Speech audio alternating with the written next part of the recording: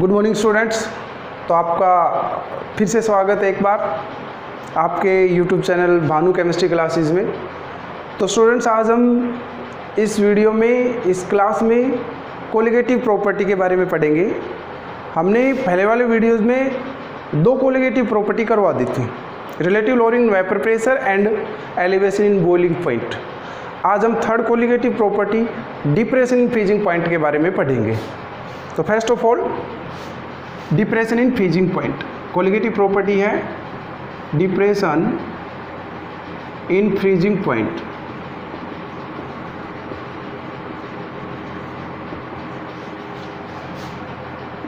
Freezing point,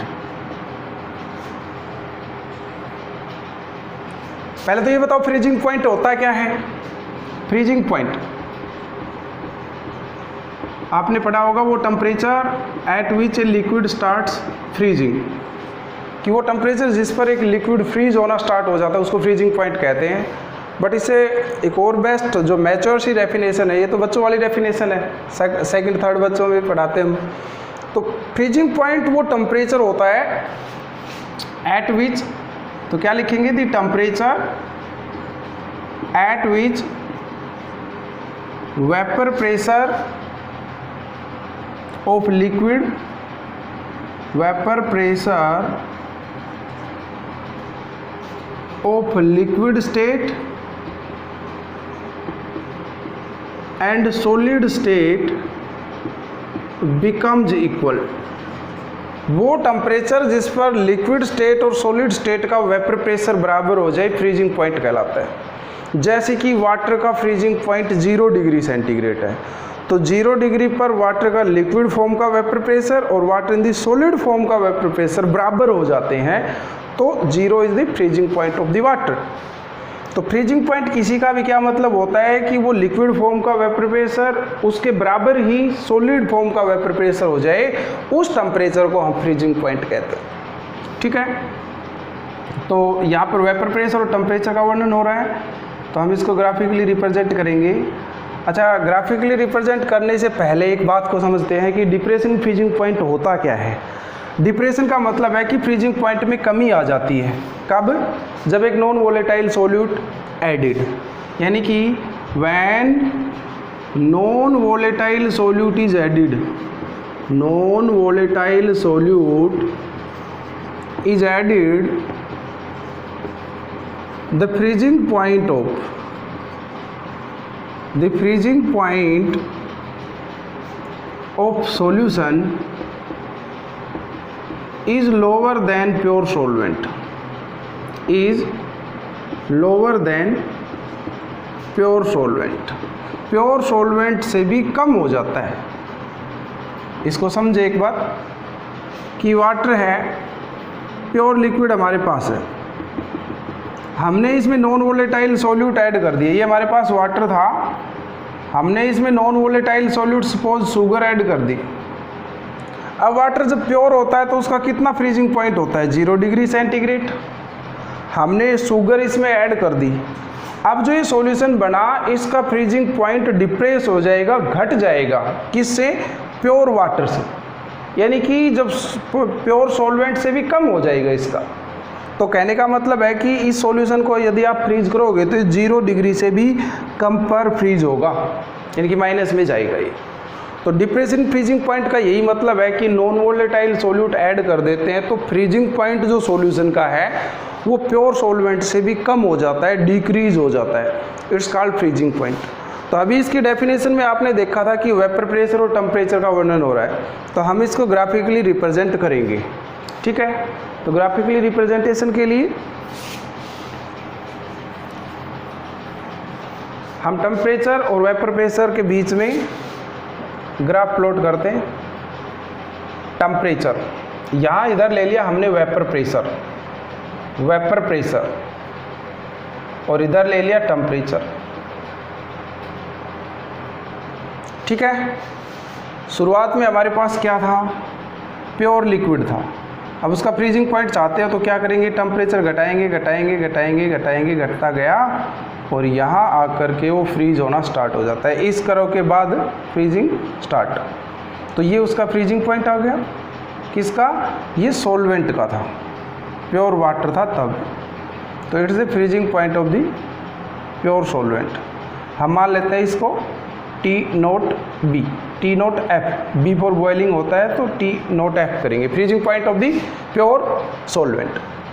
अब हमने इसमें ऐड कर दी शुगर, तो भाई सॉल्यूशन हो गया। तो सॉल्यूशन का फ्रीजिंग पॉइंट चेक करने के लिए हम सॉल्यूशन का टेम्परेचर भी कम करते जाएंगे और यहाँ इसका फ्रीजिंग पॉइंट आ गया, ठीक है, यानी कि ये इसका फ्रीजिंग पॉइंट है और ये हो गया TF, राइट। तो इन दोनों का जो डिफरेंस है, अब की बार ज़्यादा किसका है, प्योर सॉल्वेंट का, कम किसका हो गया, सॉल्यूशन का। तो जो डेल्टा TF जिसको हम डिप्रेशन इन फ्रीजिंग पॉइंट कहते हैं, वो किसके बराबर हुआ जी, प्योर सॉल्वेंट में से हम सॉल्यूशन का फ्रीजिंग पॉइंट घटा देंगे, वही डिप्रेशन इन फ्रीजिंग पॉइंट आया। क्लियर। डिप्रेशन फ्रीजिंग पॉइंट के लिए क्या होगा, प्योर सॉल्वेंट के फ्रीजिंग पॉइंट में सॉल्यूशन का फ्रीजिंग पॉइंट डिक्रीज कर देंगे। इस तरह से हमारे पास क्या आ जाएगा, डिप्रेशन इन फ्रीजिंग पॉइंट। अच्छा, अब हम इसको आगे करते हैं। एक्सपेरिमेंटली ये पाया गया, इट वाज फाउंड दैट, क्या कि जो डिप्रेशन इन फ्रीजिंग पॉइंट है ना, directly proportional to the molal concentration, यानी कि directly proportional to the molality. Proportionality sign को हटाया, हमने कांस्टेंट लगाया KF, प्रोपोर्शनलिटी साइन को हटाया, बराबर का निशान लगाया और एक कांस्टेंट लगाया KF, जहाँ KF क्या है, where KF is constant of proportionality called molal depression constant, molal depression constant, right. KF क्या है, मोलल डिप्रेशन कांस्टेंट, और इसका दूसरा नाम भी है एक cryoscopic constant, cryoscopic constant, cryoscopic constant. तो क्या, प्रोपोर्शनलिटी साइन को हटाया, KF यूज़ किया। KF यहाँ पर क्या है, मोलल डिप्रेशन कांस्टेंट या क्रायोस्कोपिक कांस्टेंट। हम जानना चाहते हैं कि ये जो KF यूज़ किया है ये है क्या वास्तव में, तो हम इसको जानने के लिए m की वैल्यू 1 पुट करेंगे। तो ये समझ में आ गया, मैं यहाँ से मिटा रहा हूँ ऊपर वाला।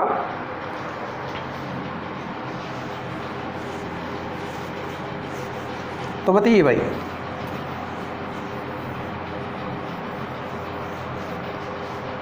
बताओ ये किसका था, ये सॉल्वेंट का था और ये किसकी करब है, सॉल्यूशन की। तो यहाँ से हम आगे कर रहे हैं कि if m is equal to 1, हम जानना चाहते हैं कि KF क्या है, तो इसकी साइड, इसके साइड जो भी टर्म्स है उसको यूनिट रख देते हैं। इसके साइड 1 m है तो m की जगह 1 पुट करेंगे। तो यहाँ 1 पुट किया तो बताओ डेल्टा TF जो है वो किसके बराबर आ गया, KF के। अब यहाँ से एक डेफिनेशन क्लियर होगी भाई कि जो KF है ना वो कुछ भी नहीं है, वो डिप्रेशन इन फ्रीजिंग पॉइंट के बराबर ही है, यानी कि डेल्टा TF के बराबर है। लेकिन कब, when molality is taken as unity. तो डिप्रेशन इन फ्रीजिंग पॉइंट यानी ना सॉरी मोलर डिप्रेशन कांस्टेंट का डेफिनेशन क्या हो जाएगी, KF की definition, the depression in freezing point, the depression in freezing point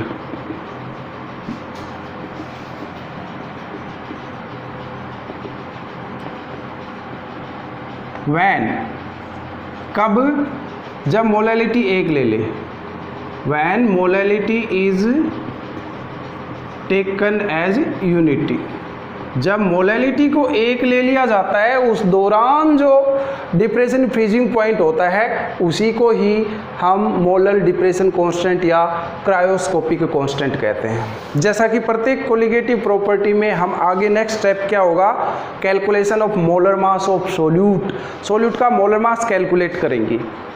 ठीक है भाई, calculation of molar mass of solute. चलो करते हैं, जैसा कि प्रत्येक कोलिगेटिव प्रॉपर्टी में किया है हमने, तो करो। नेक्स्ट क्या हेडिंग रहेगी हमारी, calculation of molar mass of solute. Solute के मोलर मास का कैलकुलेशन करना चाहते हैं, यानी कि हम M2 का कैलकुलेशन करना चाहते हैं। तो यहाँ से बताइए, यहाँ से हमें साफ दिखाई दे रहा है delta TF is equal to KFM, तो यहाँ रख देते हैं ये equation, delta T F is equal to K F M. यहाँ से बताइए m की वैल्यू क्या, मोलैलिटी का फार्मूला लिख दीजिए सिंपल, बहुत जल्दी आने वाला है ये। मोलैलिटी का फार्मूला रखो। मोलैलिटी क्या होती है, इधर चल रहा है डेल्टा टी एफ, ये के एफ, मोलैलिटी होती है W2 M2 W1 मल्टीप्लाई 1000। अब तो बड़ा सिंपल हो गया, अपना टारगेट है M2 निकालना। M2 को उस साइड ले जाओ, डेल्टा टी एफ को इस साइड ले आओ इसकी जगह। तो ये हो गया M2, के एफ एज इट इज़ है, W2 ऊपर एज इट इज़ है। अब ये डेल्टा टी एफ इधर आ गया और इस साइड W1 चल रहा है और ऊपर 1000 भी चल रहा है। तो यही मोलर मास ऑफ सोल्यूट हो गया। ठीक है, कैसे कैलकुलेट किया बताइए। हमने केवल मोलैलिटी का फार्मूला रखा, W2 M2 W1 multiply 1000। M2 को उस साइड ले गए, डेल्टा टी एफ इस साइड आ गया। ठीक है, इस तरह से हमने molar mass of solute calculate कर दिया। राइट, तो आई होप कि ये समझ में आया होगा। आज के लिए बस इतना ही। Thanks a lot.